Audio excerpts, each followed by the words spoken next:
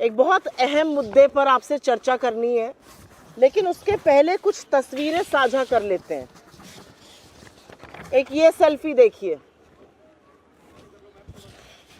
उसके बाद एक ये दूसरी सेल्फी देखिए,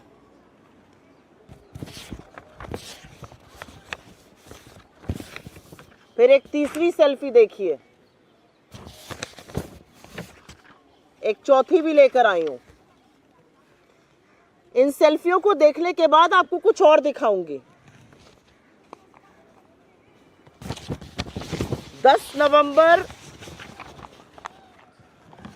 2016 को इस देश के तमाम अखबारों में, अगर आप थोड़ा जूम इन कर पाएं, तो फ्रंट पेज पर, कवर पेज पर 10 नवंबर 2016 नोटबंदी के 2 दिन बाद एक बड़ा सा विज्ञापन कवर पेज पर छपा था। और आप लोग तो प्रबुद्ध मीडिया के साथ ही आप जानते हैं कि कवर पेज कितना महंगा होता है, लेकिन ये कवर पेज का विज्ञापन छपा था जिस पर मोदी जी को मजबूत निर्णय, नोटबंदी जैसे मजबूत निर्णय को लेने के लिए साधुवाद किया गया था। पेटीएम ने छापा था। ये वही पेटीएम है जो नरेंद्र मोदी जी के ऊपर एक पिक्चर बनी है, थोड़ी घटिया सी पिक्चर थी, कोई बात नहीं।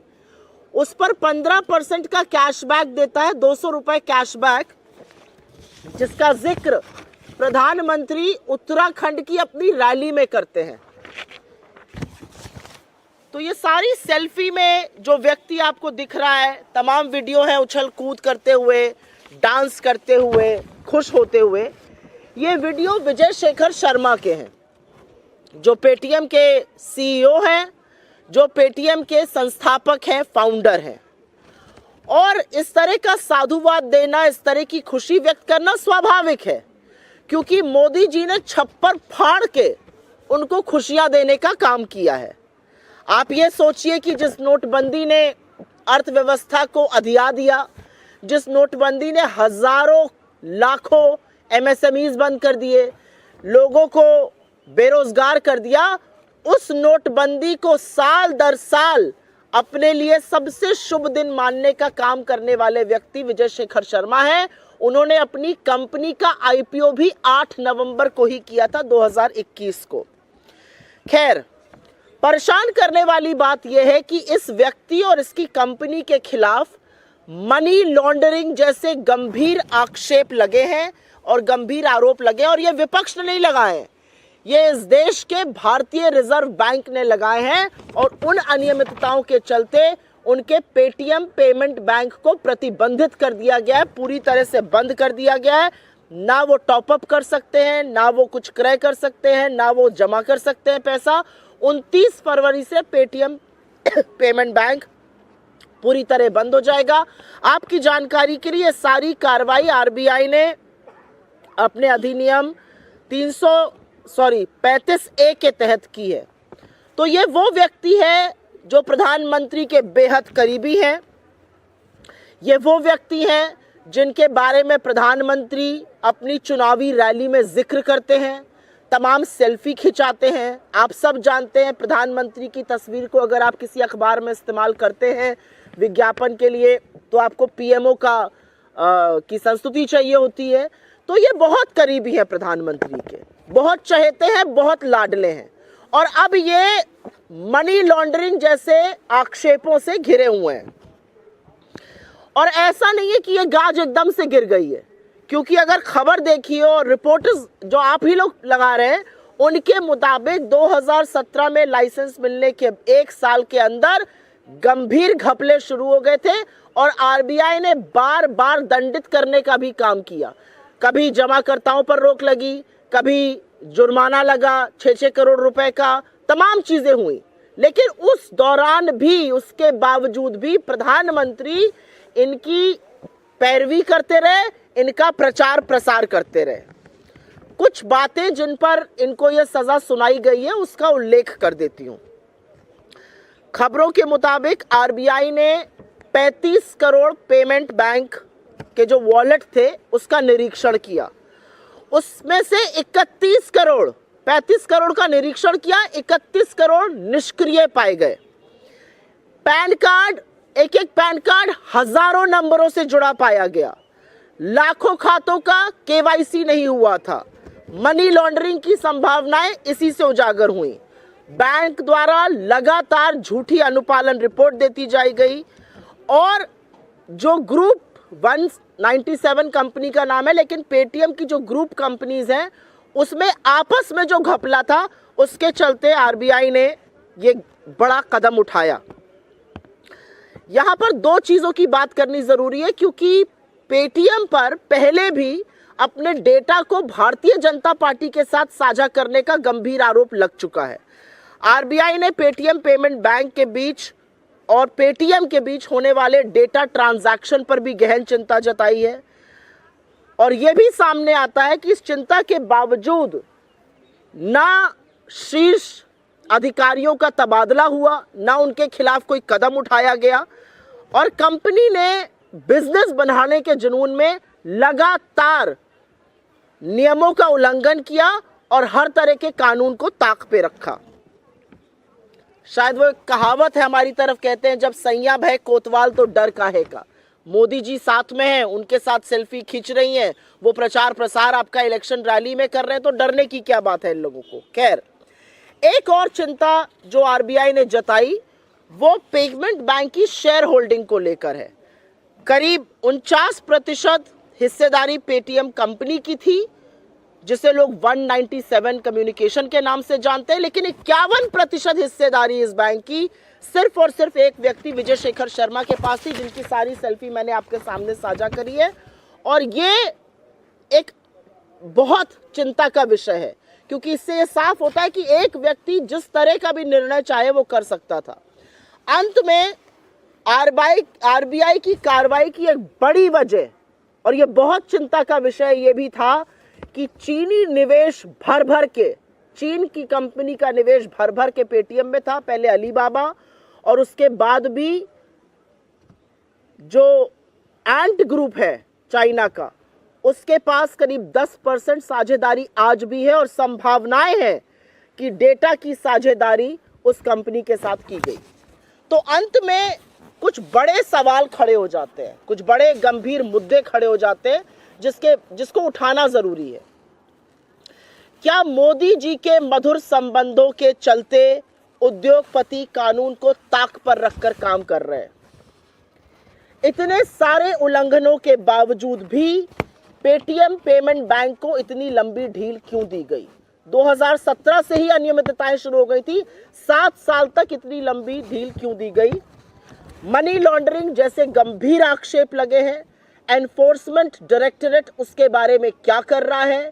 ईडी कौन सी नींद सो रहा है पेटीएम को लेकर? ये जरूर पढ़ना चाहिए। पेटीएम ने बीजेपी, भारतीय जनता पार्टी और पीएम केयर्स फंड को कितना चंदा दिया और क्या उस चंदे की बदौलत वो आज तक बचा रहा है?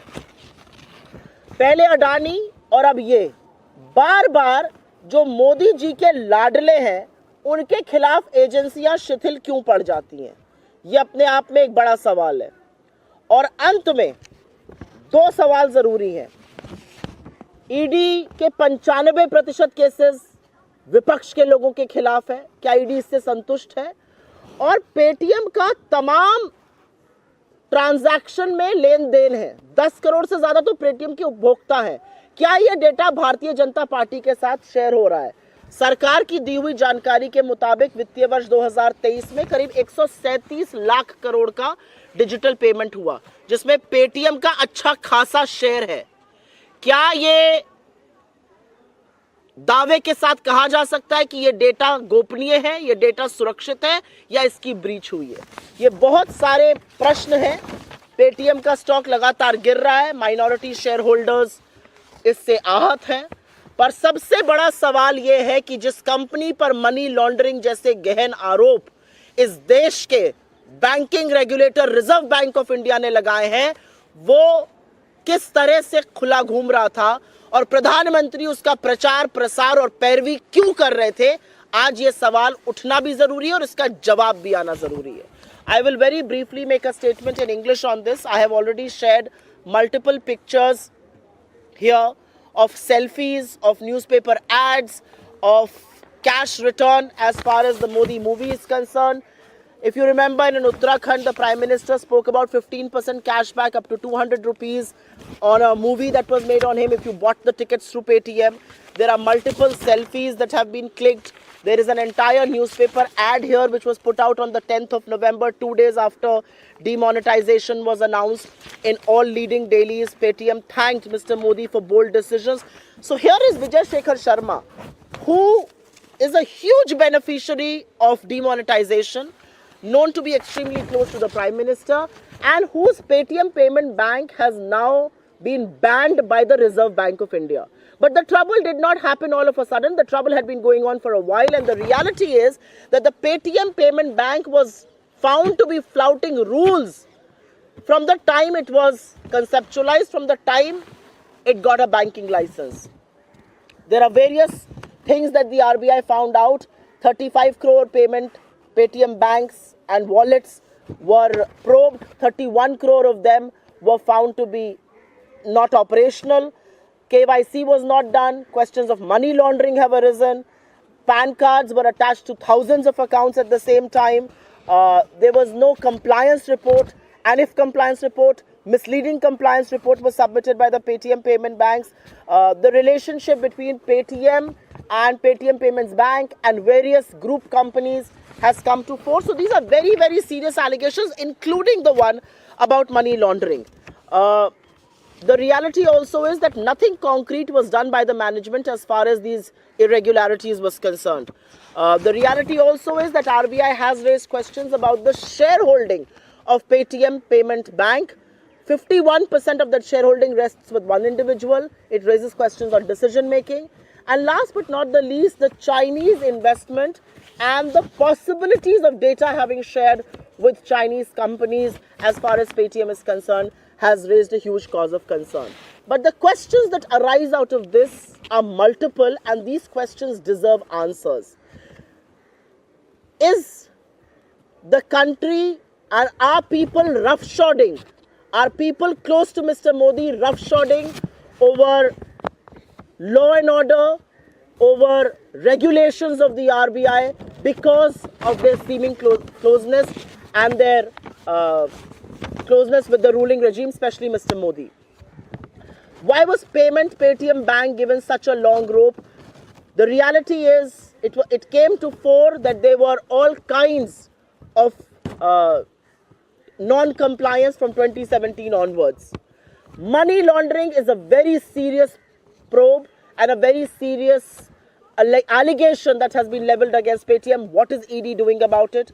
How much money has Paytm given to BJP and to PM CARES Fund? Have they been let loose because of the donations that they have made, apart from their closeness to Mr. Modi? And last but not the least, why is it that everybody associated with Mr. Modi sees no probe, whether it is Mr. Adani or whether it's Vijay Shekhar Sharma or Paytm? And lastly, Paytm has a substantial share of digital payments. Can one put their hand on their heart and say that data has not been breached, data has not been leaked to the government, to the BJP and to the Chinese partners? These are some very substantial questions, and I think one deserves to know what the government of India is doing about it. One question I would like to ask is, if ED has found the time from probing 95% opposition leaders, maybe it needs to begin talking about Paytm and the money laundering charges there as well.